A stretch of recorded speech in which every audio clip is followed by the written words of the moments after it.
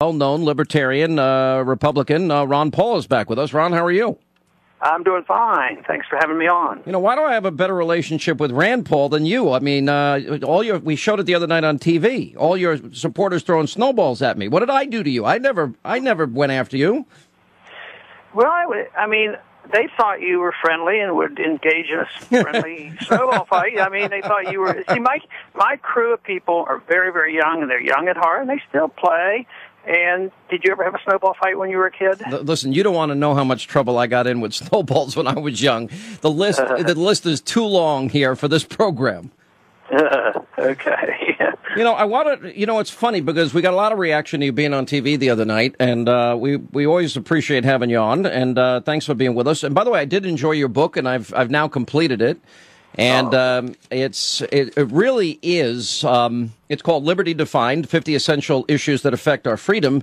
And you go through everything, starting, right on down the line: abortion, assassination, economics, the CIA, civil disobedience, on and on and on, executive power. I view you more as a libertarian, and we were discussing this a little bit the other night, more than a Republican, and I think you actually do too, in a way, right? Well, I don't think the choice is between libertarian beliefs and being a Republican. If you're saying the Libertarian Party, yeah. I've spent essentially all my life, except for 1 year, in the Republican Party. My family's Republican, and I've been elected 10 times or so to the Congress as a Republican, and I'm in a Republican Congress. So I think of myself with libertarian views, but then you have to ask, what does libertarian views mean? And if you believe in liberty, you have a lot of libertarian beliefs. You might not fit into that category, but I think the founders were libertarian. They didn't advocate, regulating personal behavior, and they advocated, a non-interventionist foreign policy, and they advocated the gold standard, and they advocated, most importantly, was a Republican form of government where you didn't have a big national government, and you and I should agree on that. We totally agree. We want our federal government small, but we're on a movement now. This is why we should all be allies, because the move on now is toward a new world order. A big government. I don't like the idea that the UN can give our president the authority to go in and start another war in Libya. See that stuff. I'm totally with you. Why do we have to go to? Frankly, I'd get out of the UN. It's anti-Semitic and it's anti-American. Well, I agree with you there. I have a bill to do that, but that's really not going to be on the agenda. I wish it would be. I mean, we're paying all this money into the United Nations. By the way, for a country that's going bankrupt, we sure have enough money to kick around there.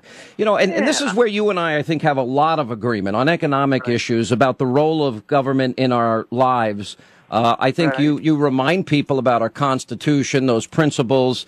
I mean, there's not much we disagree on. And I, frankly, I'm looking at the Republican Party, and I think they're going too deep into half measures at a time when we need some bold colored differences, if you will, to quote Reagan. I was not happy with the 2011 budget deal. I'm afraid they'll cave on the debt ceiling battle. I'm worried about the Fed. Bernanke scared the living daylights out of me the other day.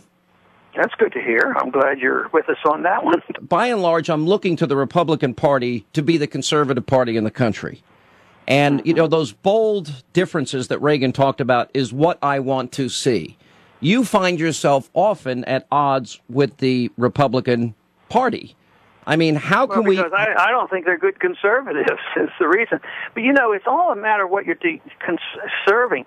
The conservatives in the Soviet system were the ones that wanted to maintain the status quo of communism. The liberals were who wanted liberal changes. So they're tricky words. I don't think the labels are a very good way to do it. If I had one word to describe myself in all the affairs of government, it would be non-intervention. I don't want the government intervening in your economic life, in your personal life. I don't like intervening in the internal affairs of other nations, and I think that's a good word. And you may say, well, you go too far. I like a little intervention here and there. So it's a variation of intervention. The total anarchist would say there's no government and there's no intervention, which I am not. But the conservative sometimes says, well, we got to intervene a little bit here and a little bit there, and we got to mold the world a little bit better. And there are some things that people do when they have total freedom that I frown upon. They shouldn't be gambling and they shouldn't be smoking, a few things like that. But the Libertarian says non-intervention is a strict rule except when somebody does something that hurts another. I would give you your liberty to do what you want, even if it hurts yourself. I cannot protect you from yourself, and government shouldn't ever try. And that's, especially the liberals, are always trying to protect us from ourselves. And I've had congressmen tell me, asking them a question, why are you voting for this? And he says, the people are too stupid. We have to do this for them. And that is the attitude of some liberals. And so I think that's a good word to toss around. Well, and maybe this is where you and I separate here, but you did say something that I think is important before we talk about some of our differences here. And I really want to give you as much an opportunity to express your views as every other candidate, and because I think, you're going to add significantly to the debate, and I think whoever ultimately comes out with the nomination, I want them to be a strong conservative. And, you said something that, look, we're literally watching an onslaught of socialism taking over the country, and in that sense, I think it's got to be a moment of all hands on deck, even though we might have minor disagreements. You agree with that? Oh, sure. I think that I think coalition building. See, I think there's a big difference between coalitions. For you and I to work together, I don't think you have to sacrifice any of your principles nor mine. But if we agree, say, on the economic issues, then you and I should work together.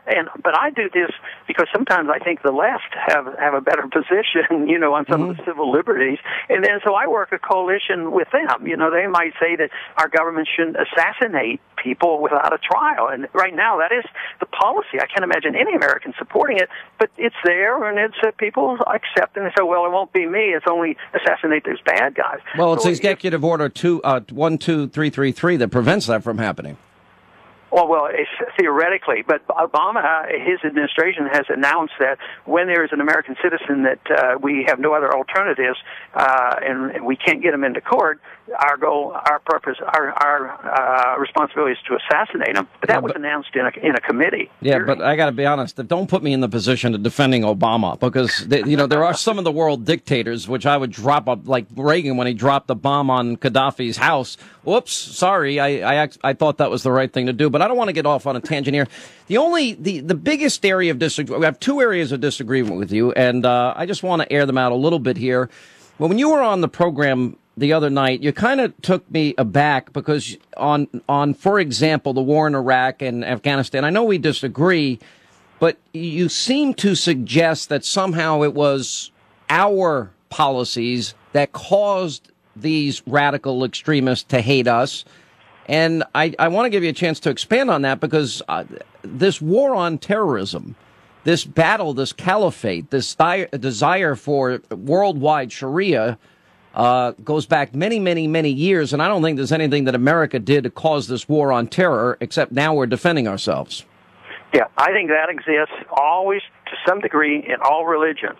But when they have an incentive and can build up anger and hatred toward their enemies that they would like to build it, they get more converts.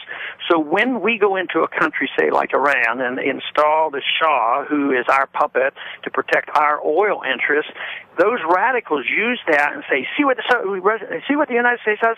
They come in and they took over, and they're taking over the oil. So people who then use religion, and then the Ayatollahs, get enough source. So finally the blowback comes, and the blowback comes with the overthrow of the Shah and the holding of the hostages. So you don't blame America, you don't blame the American people, but you blame bad policies. And this is so well known. The CIA they're the first ones who coined the word blowback, and even in the 9/11 report, they recognized this, and they said that the base in Saudi Arabia was an important issue that motivated the terrorists, and our government said, okay, and they took that base out immediately after 9/11, but they didn't understand that bombing Iraq was similar to having a base. But, Sean, the best way to look at this is if you think the motivation is good and these guys are bad guys and we got to go over there and bomb and kill somebody, well, what if somebody decides, what if China gets a little bit stronger and us a little weaker? What if China would do this to us? No, we would all get together. Nobody would argue. We would despise the invaders and the occupiers, and I think it's an understanding of human nature that's so important. But I think where we disagree is I don't buy that comparison, though. Congressman. Because I think there's got to be great distinctions here. I mean, there are times there is evil in this world. You know, we've seen 100 million people killed in the last century alone. When you see the rise of Nazism, for example, I think we have a moral obligation at some point. You know, it's going to involve us, and it's also, I think we have some level of responsibility when people are being slaughtered to step in. It's a very fine line. We can't be the world's policeman, but there are certain instances where I think it's very crucial geopolitical interest of the United States. And I don't see that the United States of America has been anything really but a big help in Kosovo, in Kuwait, in Iraq, in the Muslim world. I think we have sacrificed financially, blood, sweat, and tears.